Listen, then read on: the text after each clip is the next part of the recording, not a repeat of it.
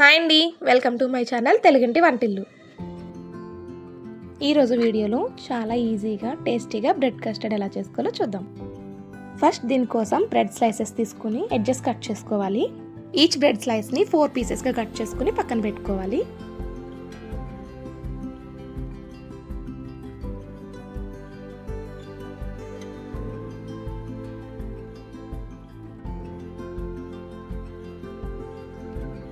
ఇప్పుడు స్టవ్ మీద 1/2 లీటర్ పాలని ఒక పొంగొచ్చేంత వరకు హై ఫ్లేమ్లో పెట్టి మరిగించుకోవాలి. పాలు ఒక పొంగొచ్చిన తర్వాత మంటను లో ఫ్లేమ్లో అడ్జస్ట్ చేసుకుని బాగా మరగనివ్వాలి. ఈలోపు ఒక బౌల్లో 2 స్పూన్స్ కస్టర్డ్ పౌడర్ తీసుకుని అందులో కొద్దిగా పాలు పోసి ఉండలు లేకుండా కలుపుకొని పక్కన పెట్టుకోవాలండి.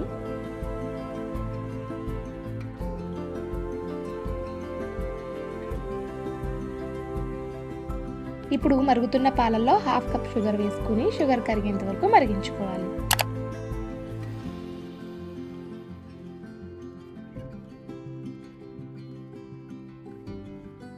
షుగర్ బాగా కరిగిన తర్వాత మనం కలిపి పెట్టుకున్న కస్టర్డ్ మిక్స్ని పాలల్లో వేసి బాగా కలుపుకోవాలండి.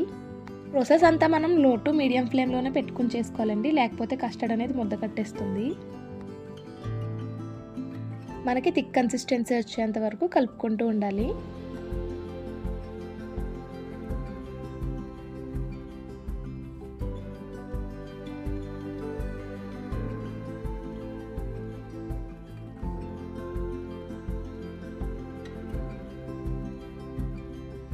చూసారు కదండి, థిక్గా అయింది. ఇంకా మనం స్టవ్ ఆఫ్ చేసుకుని కస్టర్డ్ని పక్కన పెట్టుకుందాం.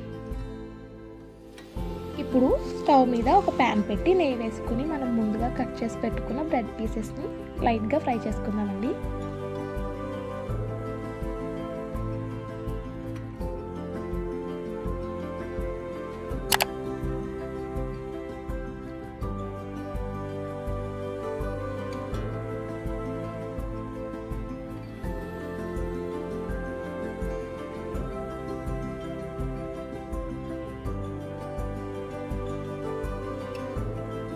ఇప్పుడు ఆ ఫ్రై అయిన బ్రెడ్ పీసెస్ని ప్రాపర్గా ఒక బౌల్లో సర్దుకుందాం.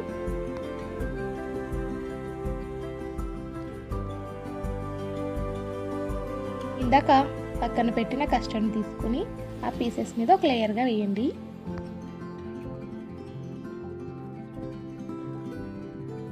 వీడియోలో చూపిస్తున్న విధంగా అన్ని పీసెస్ని లేయర్గా సర్దుకుని కస్టర్డ్ వేసుకోండి.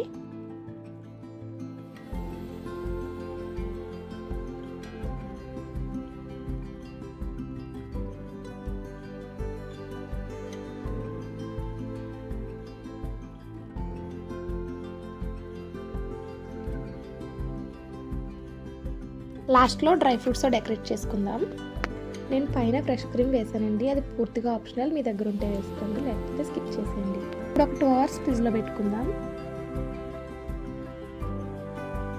అంతేనండి, ఎంతో టేస్టీగా యమ్మీగా ఉండే bread custard ready.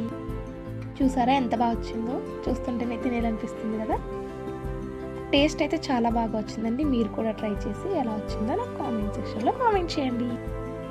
Thanks for watching. ఈ వీడియో మీకు నచ్చినట్టయితే లైక్ చేసి, షేర్ చేసి, సబ్స్క్రైబ్ చేయండి.